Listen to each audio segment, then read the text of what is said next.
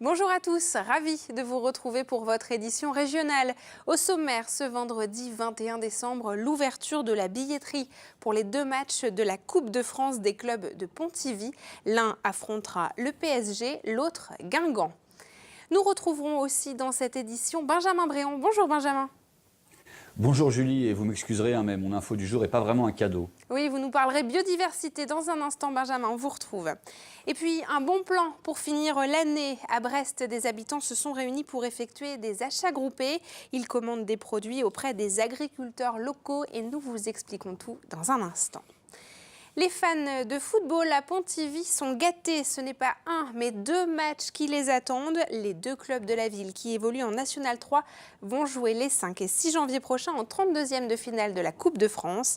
L'un affrontera Guingamp, l'autre le Paris Saint-Germain.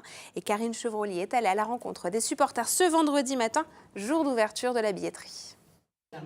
Un match fait tout particulièrement rêver les Pontiviens. C'est l'affiche entre la GSI Pontivy et le leader de la Ligue 1, le Paris Saint-Germain. Côté pronostic, il y a ceux qui entretiennent une part de rêve et ceux qui gardent les pieds sur terre. On va croire à la victoire de la GSI. Ouais, on va quand même croire à la victoire de la GSI, même si ça va être dur, je pense. Mais ils peuvent le faire. 2-1. Ouais, 2-1 pour la GSI. S'ils arrivent à marquer un but, ça serait déjà bien, donc je dirais 4-1. On va dire un petit 2-1, 3-1, ce serait bien pour le PSG.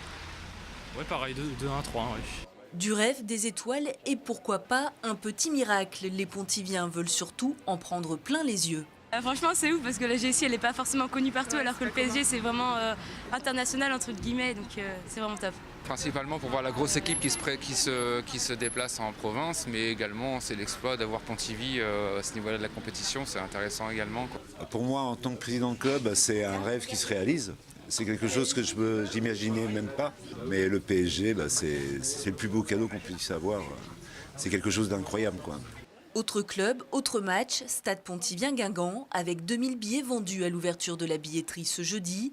Et face à la lanterne rouge de la Ligue 1, tous les rêves sont permis. Guingamp est pas très en forme, donc on peut espérer que ça réussisse au Stade Pontivien sur une contre-performance de Guingamp. On va dire que ce sont les 2 derniers aujourd'hui de leur compétition. Donc du coup, pourquoi pas peut-être un exploit du Stade Pontivien. Les 2 rendez-vous seront à vivre les 5 et 6 janvier prochains à Guingamp puis Lorient. Une chose est sûre, les 15 000 habitants de la ville vont retenir leur souffle durant ce premier week-end de janvier. Et nous retrouvons à présent votre chronique La Bretagne en 5 infos. Elle a été préparée aujourd'hui par Benjamin Bréon. And the winner is Lorient. C'est Lorient qui a connu cette année le plus d'heures d'ensoleillement en Bretagne selon Météo France. 2077 au 19 décembre, plus que Rennes 1971, Saint-Brieuc 1852 ou Brest 1682. En moyenne, l'ensoleillement a augmenté de plus de 13% en Bretagne cette année, mais ce n'est pas que positif. L'année a aussi été la plus chaude depuis le début du XXIe siècle, avec des moyennes très supérieures à la normale, 1,2 degré d'écart à Quimper. 1,7 milliard d'euros. C'est le montant réclamé à Arkea par la Confédération nationale du crédit mutuel, l'organe central de la banque, au titre du préjudice subi et du coût de l'opération de désaffiliation entamée par le groupe breton. Celui-ci juge la demande exorbitante et parle même de tentative d'extorsion. Bref, la prise d'indépendance d'Arkea sur fond de bras de fer avec la maison mère et d'inquiétude des syndicats se poursuit sur sa lancée houleuse. Coup de pression des jeunes agriculteurs du Finistère dans la nuit de jeudi à vendredi à Riec-sur-Bellon dans le Finistère.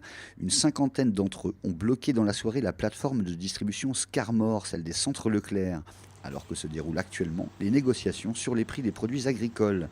Ils ont finalement quitté les lieux ce vendredi en milieu de journée. Affaire Masson, la suite, le parquet de Brest a décidé d'ouvrir une information judiciaire contre X pour détournement de fonds publics, abus de confiance et recel d'abus de confiance. Un juge d'instruction va donc se pencher sur le système opaque de redistribution des indemnités des élus PS de la ville. Le sujet est plus que sensible à Brest et l'opposition de droite a quitté le conseil municipal mercredi soir après le refus du maire François Cuyandre d'instaurer une mission d'information sur la transparence de la vie publique. Enfin, le nouveau passeur du Trieux est arrivé à Paimpol, dans les Côtes-d'Armor. Le navire de 58 places, spécialisé dans les balades commentées sur le fleuve, doit encore subir 3 semaines de travaux d'adaptation à son nouvel environnement. Ces tournées reprendront le 30 mars. 18% des espèces animales présentes en Bretagne sont vulnérables au risque d'extinction dans la région. Voici les dernières conclusions de l'Observatoire de l'environnement. Alors, quelles sont les espèces les plus menacées? On va en parler dans un instant avec Benjamin dans le duplex. Benjamin, on le disait, les derniers chiffres de l'Observatoire de l'environnement sont sortis et ils ne sont pas bons.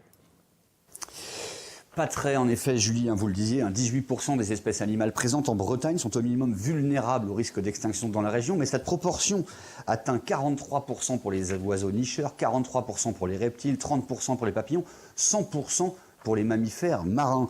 Alors présentés comme ça, ce ne sont que des chiffres, mais bon, imaginez la Bretagne sans faucons pèlerins, sans grands dauphins, ce serait quand même beaucoup moins bien. Alors, quelles sont les causes de ces disparitions, Benjamin ?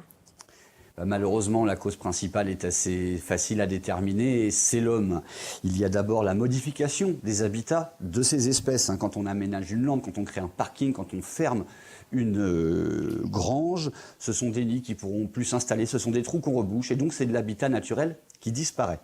Il y a aussi les pesticides qui diminuent la biodiversité, et donc par exemple les réserves d'insectes dont se nourrissent les oiseaux, toute la chaîne alimentaire en pâtit. Et puis, bien sûr, en toile de fond, il y a le réchauffement climatique avec son lot de bouleversements des écosystèmes, d'épisodes de sécheresse ou d'acidification des océans. En 50 ans, les températures en Bretagne ont augmenté tous les 10 ans de 0,2 à 0,3 degrés. Et on en parlait il y a encore quelques minutes. 2018 a été l'année la plus chaude du 21e siècle. Dans ce tableau très noir, Benjamin, est-ce que vous auriez tout de même une information positive sur ce sujet ? Allez, si, quand même. D'abord, les pouvoirs publics se mobilisent. Désormais, en Bretagne, ce sont près de 900 000 hectares, terre et mer confondus, qui sont protégés. Il y a 3 grands systèmes de protection. En gros, les acquisitions foncières, comme celle que fait le Conservatoire du littoral, les programmes de gestion contractuelle, type Natura 2000 ou Parc marin d'Iroise, et puis les dispositifs réglementaires, comme ceux qui s'appliquent aux réserves naturelles. Mais surtout, il y a une vraie prise de conscience de la population. Alors bien sûr, elle ne se fait pas sans heurts, parce que souvent elle suppose des contraintes. On l'a vu et on le voit encore avec les histoires de taxes sur le diesel ou d'interdiction du glyphosate. Pour autant, cette prise de conscience avance et on n'a pas le choix, il faut continuer comme ça. Eh bien, merci beaucoup Benjamin, en tout cas, pour cet éclairage, puis on vous retrouve l'année prochaine. Voilà à présent une bonne résolution à prendre pour votre portefeuille, cette fois-ci en 2019. Et si vous vous mettiez aux achats groupés, des habitants du centre essentiel de Kérango à Brest s'y sont mis depuis 8 ans. Ils commandent chaque mois auprès des producteurs locaux. Et vous allez le voir, le gain n'est pas seulement économique. Reportage au quartier des 4 Moulins à Brest de Sophie Lecroisier. Les fruits et légumes viennent d'être livrés, les produits laitiers sont stockés et les crêpes fraîches arrivent tout juste. Une trentaine d'habitants du quartier des 4 Moulins à Brest ont passé commande. Il s'agit d'achats groupés en circuit court, une idée qui a germé au centre social de Kérango il y a 8 ans. C'était l'idée de proposer aux gens du quartier qui n'ont pas trop les moyens de manger des légumes sains et régulièrement à petit prix. Sur un panier, je dirais, de 30 €, en supermarché ou en marché classique, on peut arriver à faire une bonne économie de 10 € ici. Une fois par mois, une dizaine de producteurs locaux déposent au centre les commandes.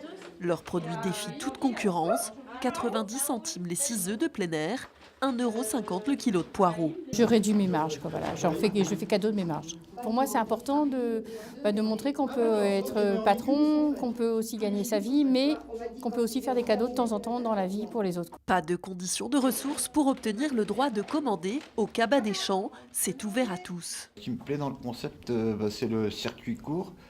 Et comment j'allais dire, la qualité des produits aussi. Je trouve que c'est vraiment intéressant, le rapport qualité-prix en plus. La proximité déjà, je trouve que c'est plus simple, c'est plus convivial. Il y a beaucoup de choix, surtout à l'heure actuelle. L'opération Cabas des Champs ne fonctionnerait pas sans l'aide précieuse d'une dizaine de bénévoles. Ça fait faire des économies aux gens, qu'ils ont des légumes bio, c'est bien. Et en même temps, ça nous permet, une petite cellule, de se retrouver et de papoter ensemble, on va dire. De nombreux centres sociaux brestois ont suivi l'initiative des Cabas des Champs et proposent aussi des achats groupés. Avis aux amateurs. Et puis, nous ne pouvions pas refermer cette dernière édition de 2018 sans parler de Noël et de sa magie. Les villes et les villages sont illuminés, les chants de Noël résonnent. C'est le moment de faire des vœux dans cette période un peu morose. Pauline Ferco et Sophie Lecroisier sont allées à votre rencontre pour vous demander si vous croyez encore au Père Noël et ce que vous attendiez de lui. On écoute tout de suite vos réponses. À mon âge, non, ça y est, j'y crois plus. Ça y est, au bout d'un moment, on se rend compte que le Père Noël n'existe pas, mais bon, pour les petits, il ne faut pas le dire. Bien sûr, évidemment. C'est une magie, c'est une atmosphère, oui, bien sûr. C'est juste une date comme une autre. J'étais institutrice en maternelle, donc il faut jouer le jeu jusqu'au bout. Qu'est-ce qu'on attend du Père Noël? Qu'il garde les enfants, déjà pour commencer. Et vous-même. Donc joyeux Noël. Beaucoup de bonheur. La tous les deux. La santé à notre âge, surtout ça. Du soleil. Peut-être un voyage aux Antilles ou voir un peu plus loin. Une petite surprise. Déjà l'esprit de Noël, parce qu'à cause des gilets jaunes, il n'y en a pas beaucoup. Enfin, les gens, ils y pensent plus trop. C'est vrai, je suis contente cette année parce qu'on fait ça en famille et que l'année dernière, on était tous les deux. Et se retrouver en famille, c'est génial. Du bonheur, tout simplement. Que tout le monde soit réuni et puis qu'on passe un bon moment ensemble. Voilà, belle fête de fin d'année à vous. Et c'est avec ces beaux vœux que l'on referme cette édition. Merci à tous pour votre fidélité durant cette année. Ce soir, évidemment, votre magazine L'Instant T, émission spéciale Noël.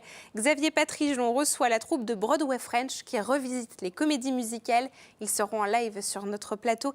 Et puis Steven Leroy sera aussi en plateau pour sa dernière brève de trottoir de l'année. Vous le retrouverez en janvier. Une émission que vous retrouvez à 19h15 et 23h15 et en replay sur les sites internet de TBO et de TB Sud. Et puis au nom de toute l'équipe de TBO et de TB Sud, je vous souhaite de belles fêtes de fin d'année. Je vous retrouve en 2019, le 7 janvier à 19h. D'ici là, restez bien connectés sur nos antennes. Nous vous avons concocté une belle programmation avec de très jolies émissions locales et culturelles. Vous retrouvez le programme de nos antennes sur les sites internet de TBO et de TB Sud et dans le journal Le Télégramme. Voilà, je vous souhaite de belles fêtes. Je vous retrouve le 7 janvier. À très bientôt sur nos antennes.